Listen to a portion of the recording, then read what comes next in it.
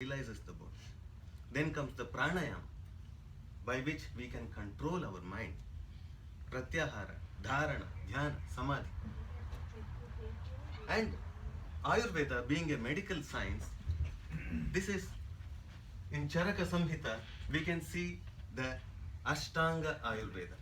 Ayurveda has 8 branches because it is too vast a system of healthcare. So there were specialization. There are specializations in Ayurveda. We call it as the Kaya, Bala, Graha, Urdhvanga, Shalya, Damshra, Jara, Vrisha. Kaya Chikitsa is the internal medicine. Internal medicine department comes under something known as the Kaya Chikitsa. Bala Chikitsa or the Kaumara Bhritya is one department where obstetrics, gynecology and pediatrics come under one section in Ayurveda. We have great rishis who were the Ayurveda acharyas who wrote samhitas in Ayurveda. We know the Sushruta Samhita, we know the Charaka Samhita. These are the great texts of Ayurveda which span more than 13,000 shlokas, 18,000 shlokas, 12,000 shlokas. Okay? So, Bala Chikitsa are the pediatrics, obstetrics and gynecology. Then comes Graha Chikitsa, which is psychiatry. Chalakya Tantra deals with ENT and ophthalmology. In the Sushruta Samhita, there are references of cataract surgery. Though a new lens was not being implanted, a cataract, a lens with cataract was being able, they could remove the thing. They could remove cataract. There was fixed gaze. You could not accommodate, you could not focus, but you could see. To that extent, they could achieve 2,500 years ago. Then comes the Shalya Tantra. Shalya Tantra is the surgery. You may be amazed that you are talking about surgery when you are talking about Ayurveda in the same sentence. Acharya Sushruta, even today, is identified as the father of surgery. He did not invent surgery. He just summed up everything he learned into a book known as Sushruta Samhita. There are 25 varieties of sharp instruments. There are 107 varieties of blunt instruments like different kinds of forceps and catch. Then comes suture materials, suture patterns, wound healing, wound cleaning. So there are various aspects of surgery, the fundamentals of surgery. Even today what we see, even now what we see in Sushruta Samhita are not very different. Plastic surgery was being done then. So that means to say there were methods of sterilization, there were methods of fumigation, there were methods of using surgical instruments with efficiency. And again, surgery developed as war medicine. Lot of trauma, lot of broken bones and spilled out intestines and cut out ears and nose, and all these needed treatment, and Shalya Tantra was there to treat these conditions. Then comes the Agada Tantra or Visha Chikitsa or toxicology. Toxins, these are the main things which do create illnesses in us in a long term. Toxins enter through food, through water, through pollutants, and there are endotoxins which the body produces. Our body, our each and every cell as a metabolic process produces toxins which need to be eliminated. If the flow, if the circulation is not good enough, which happens with advancing age, the circulation slows down and the toxins don't move out of the cellular area and nutrition does not reach the cellular area.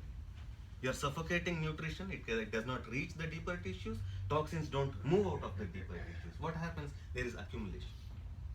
When these toxins accumulate, they don't just stay there, they cause diseases. Endotoxins which are produced by the body. Agada Tantra deals with all the toxins which come to us, which affect us through plant sources, mineral sources, endotoxins, how to detoxify them, how to use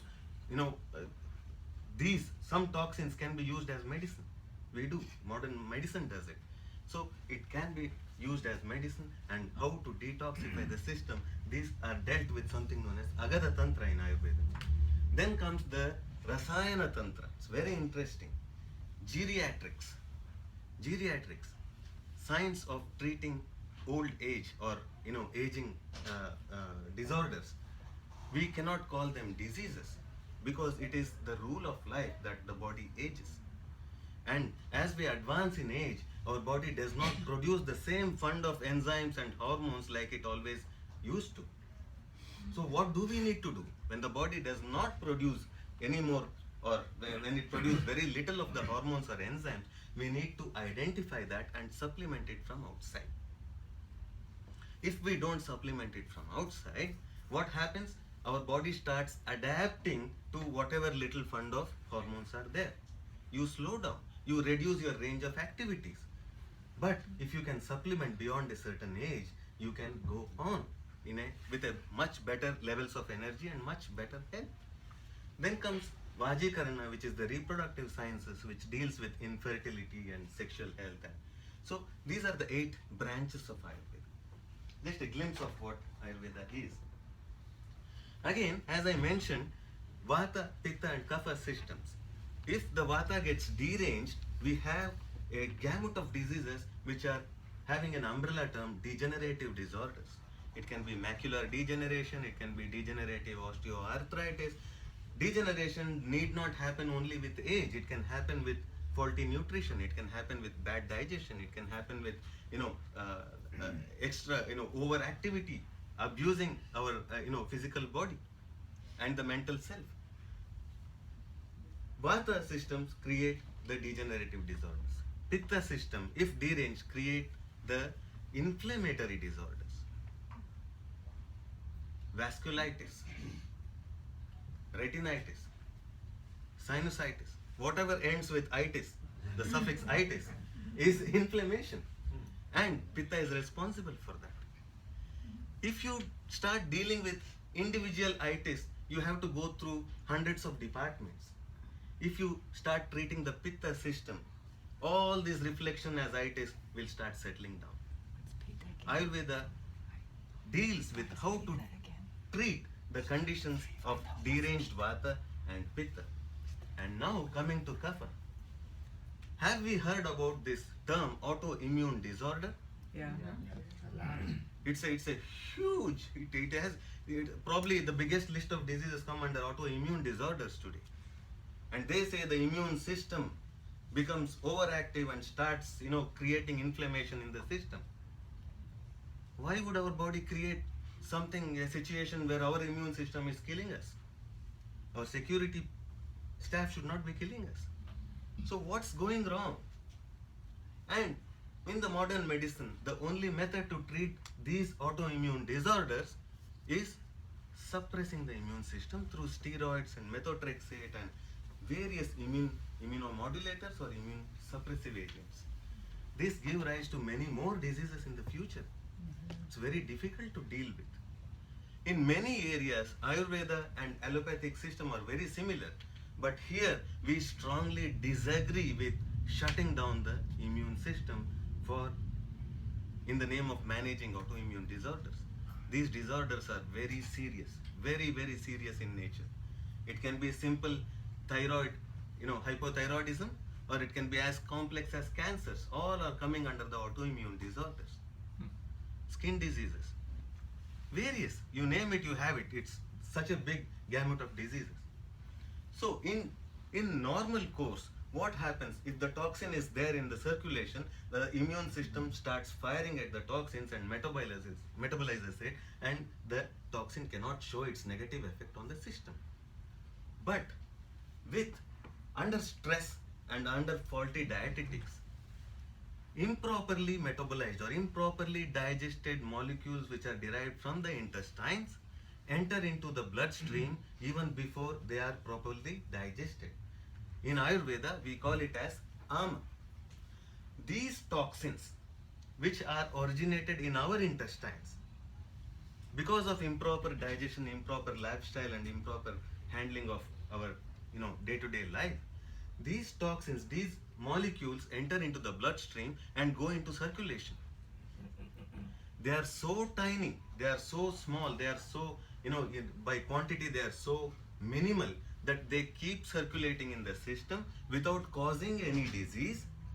Maybe they are causing some discomfort you can't explain. They go on in the blood circulation, and they don't settle anywhere till we become weak. Because there is an inverse relation. Stronger we are, weaker the diseases.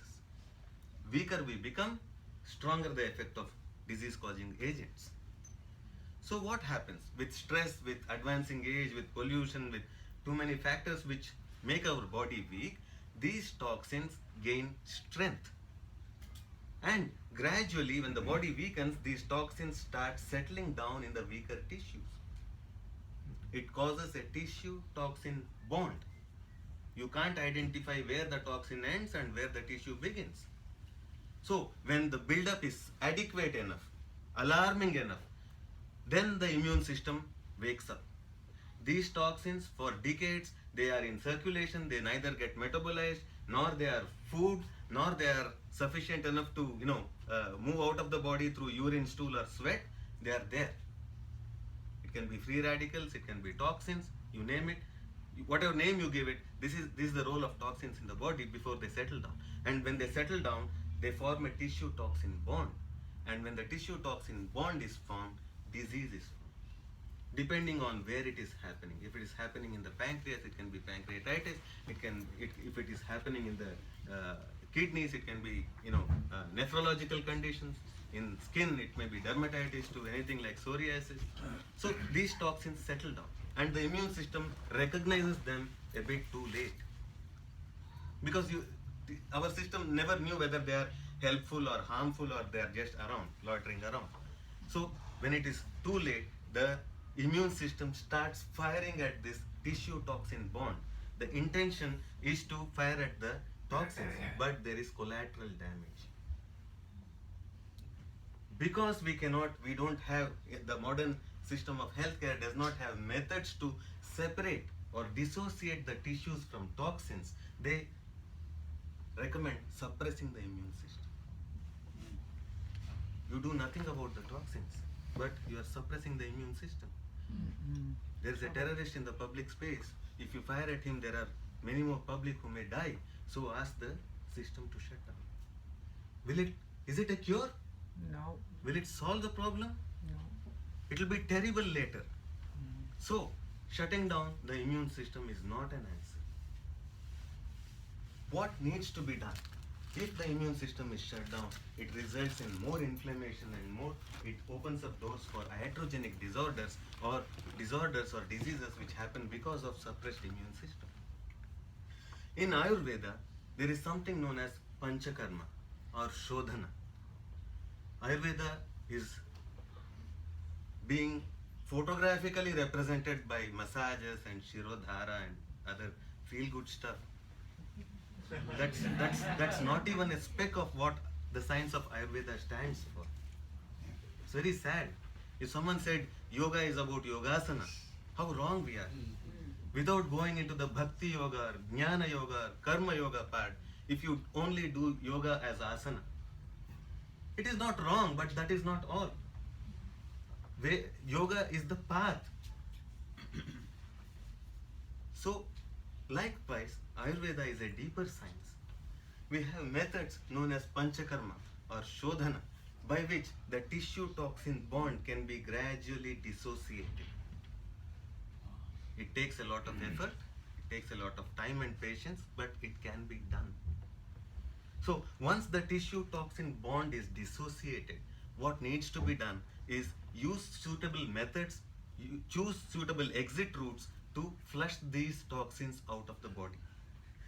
There are some things known as Panchakarma procedures like Vamana, Virechana, Vasti, Nasya and Rakta Moksha. These are methods by which we can flush out the toxins from the body. It is not as easy as I am telling, it's not as simple. It requires a very focused effort and clear diagnosis before we choose to do any of these. Conditions like rheumatoid arthritis, conditions like ankylosing spondylitis, it leads to crippling conditions in age groups between 17-18 years to 35 years. Sometimes it happens between 25 years to 45 years. Some of the most productive time of someone's life, people are going through these conditions which